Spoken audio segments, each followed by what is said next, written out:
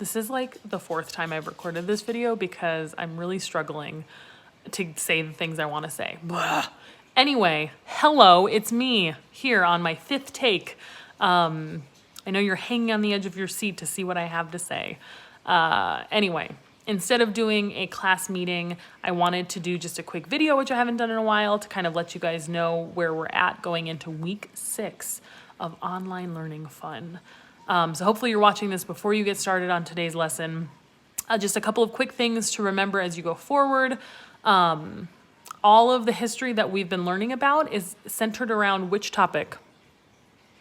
Yes, human rights. And so we are on our last topic of human rights related history. We're going to look at a genocide that happened in Rwanda, which is a Central African country, in 1994. You know a lot about the Holocaust. It's definitely the most widely taught and probably most widely chronicled of the genocides, but there are many more, unfortunately, besides the Holocaust, and I wanted to teach you a different one besides just the Holocaust, which you're pretty familiar with. So today through probably Thursday, at least Wednesday, we're going to learn about what's going on in Rwanda. Normally I would watch a film during this movie. I have since turned it into an optional extra credit, which I will talk about in just a minute. But I basically want you to just get the basic kind of cause and effect and the who, what, when, where, why of this genocide. This one, there's a kitten. This specific genocide can get kind of murky in the details. There are a lot of different players.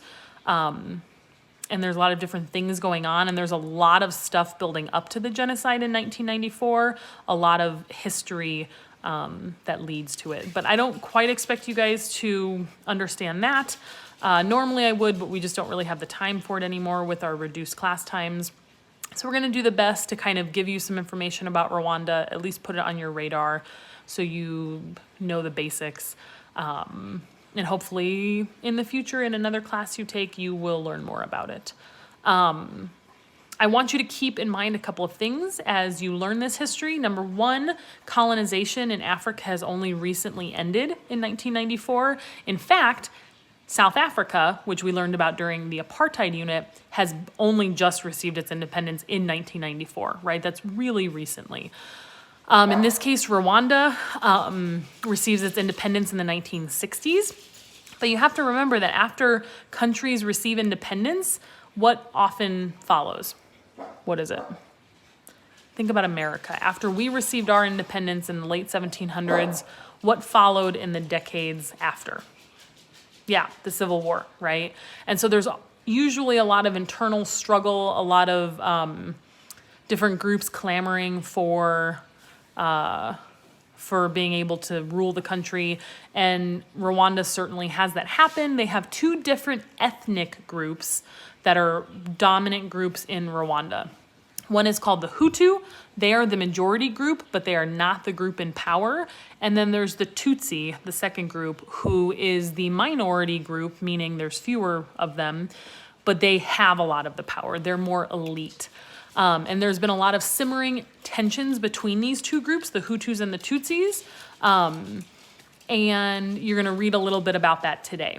And lastly, I think one of the last things I want to tell you about is I'm going to try something a little bit different this week. I'm going to try to trim down the amount of assignments I'm posting for you to do in Google Classroom. And I'm just going to assume you're doing the content that I'm assigning throughout the week, because on Friday, I think Friday, either Thursday or Friday, we'll see, we are going to have a class meeting about what you learned this week from Rwanda. So if you've done none of the work, obviously you can't contribute to the discussion at all, and that will affect your grade. And so I'm going to assume that I don't have to hold your hand and give you a gold star for every single assignment I ask you to do. There's just going to be some things in life you just have to do to be prepared for another thing. And this week will be one of them. So you need to still do the work, but to give you a break, to give me a little bit of a break because I need to get caught up on grading, I am going to assign less things in Google Classroom. But you obviously need to understand the content from this week in order to participate in the discussion we'll have at the end of the week. The dogs are fighting. They're not fighting, they're playing. They're just being little dogs. That's all they can be, is just little dogs. And the last thing that I'll say is that I have an extra credit movie viewing assignment up for you that will be due the very last day of school. It's a very comprehensive list of really good quality movies organized by different historical topics for you to watch and then do a short response on. And I'm going to post that on Planbook and Google Classroom today or tomorrow. And then you can work on that the rest of the semester if you want. It's just a really good movie list, basically. And I'll incentivize you guys watching a good history-related movie with some extra credit. So if you have questions on that, let me know. I'll talk more later this week about our final exam. It's going to collectivize Unit 3 and Unit 4. And it's probably going to be a Kahoot that we collaboratively write. But I'll tell you more about that later. As for now, see you later. Have a good rest of your weekend or a good start of your week. Bye.